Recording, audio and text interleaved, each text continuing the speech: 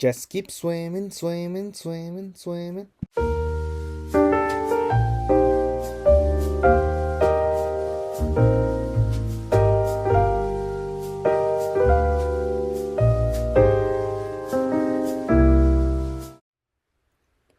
We are heading into Finding Nemo. Now, we basically have seen the trinity of Pixar with John Lasseter, Pete Docter, and now Andrew Stanton. This movie holds a strong place in everybody's heart because Finding Nemo was the first movie to get Pixar an Oscar, and they basically became unstoppable after this movie. When they saw this movie, they were completely mind blown and thinking, wow, Pixar is going to stick around for a while. And for me, this is my favorite Pixar movie. Yep. Um, for a long time, I would say it was Monsters Inc. because it was the first movie I ever watched in theater. But this is the first time I was ever wowed at the theater.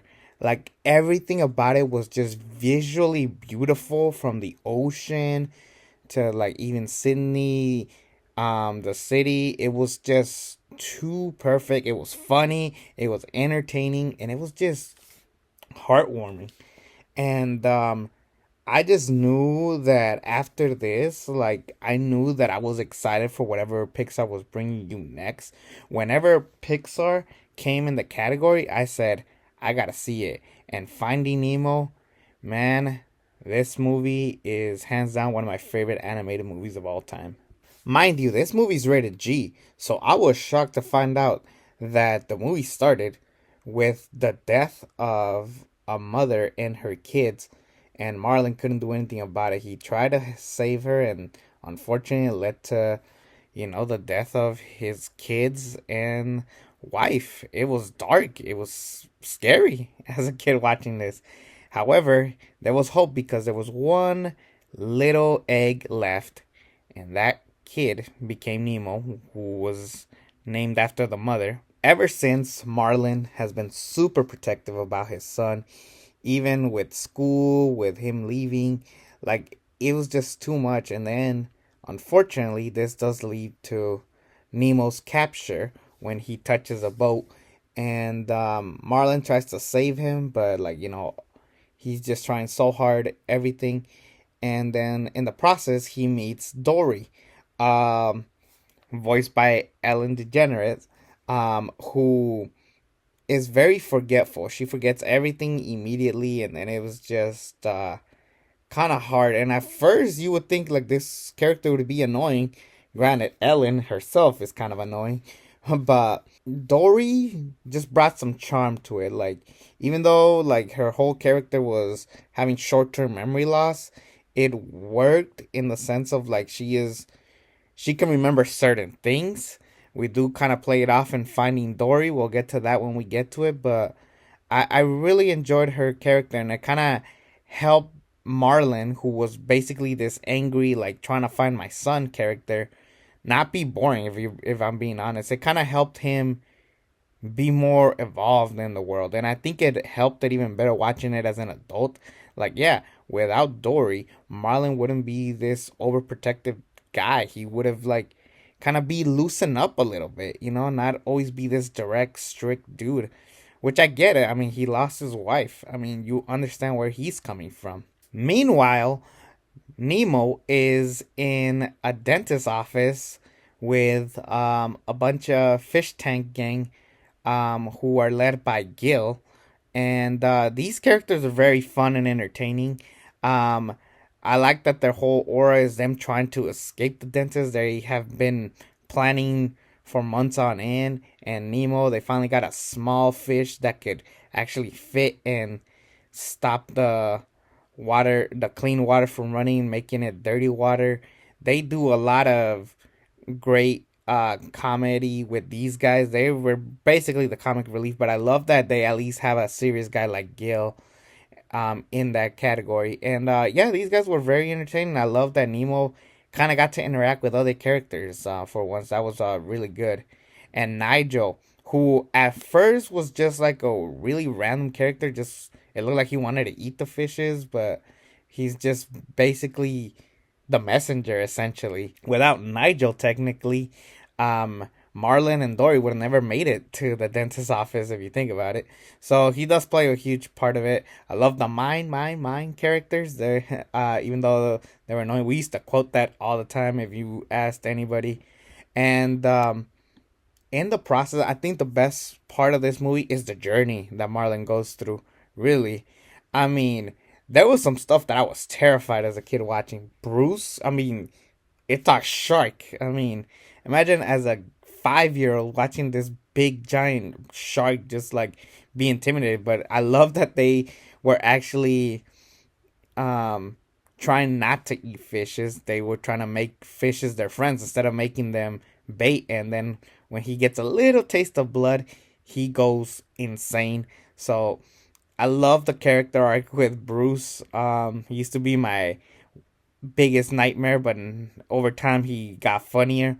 Another character that was also really scary was, I forgot the name of the type of fish, but it's basically the one with the light on him. They actually find the goggles that have the address to finding um, Nemo, and turns out that Dory can remember one thing, and that is Sydney, the address. They also interact with a bunch of fishes that make their own shapes. The jellyfish scene, the turtle scene. The turtles were awesome. The turtles were exactly what I thought they were gonna be when I saw them. They were gonna be these surfer, what's up, bro, type of dudes. I already knew they were gonna be that.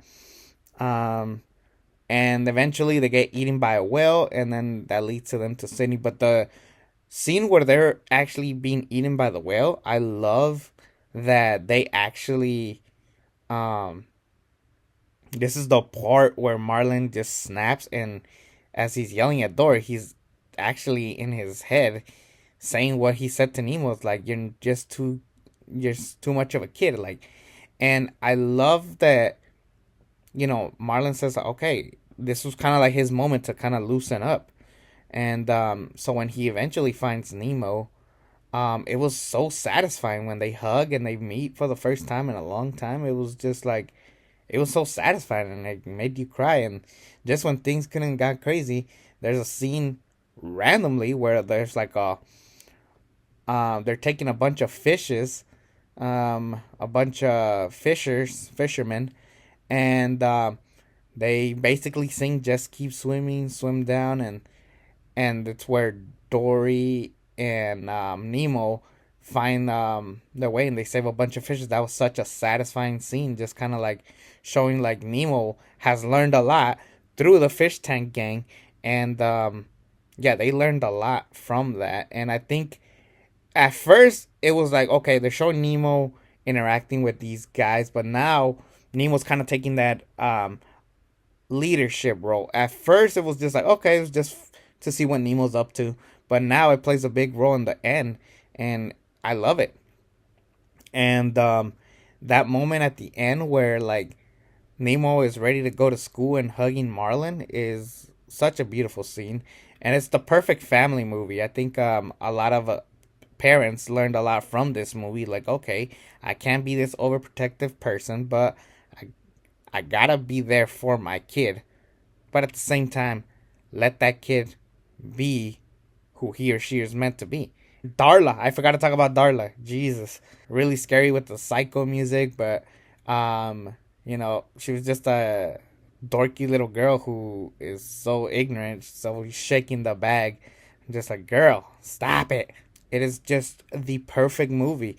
What made me fall in love with it, what made this my favorite Pixar movie, is just the visuals of the sea and everything. It was just too much glory. I was just so satisfied. Everything was just like an art piece to me. It was funny. It was charming. I loved everything about it. It was like the movie for me as a kid. It got Pixar the first Oscar, like I said, and I just I can't get enough about it. You are gonna find something about it every time you see it. Like, I just it's so great that this was like the movie that kind of around this time I was going through my parents' divorce, so this was like the movie for me at the time, and I think that's why it holds such a special, endearing place in my heart, and I love every second of it. So yeah, I can't give it anything higher than an A+. This is the perfect movie for me. It's my favorite Pixar movie for a reason. Go out of your way and watch Finding Nemo. I cannot wait to continue on this Pixar series. Happy holidays, because this will be on the 24th when this comes out. And yeah, on to the next review next week, which will be The Incredibles. Take care, everybody. I cannot wait to talk about that one. Anyways, bye bye.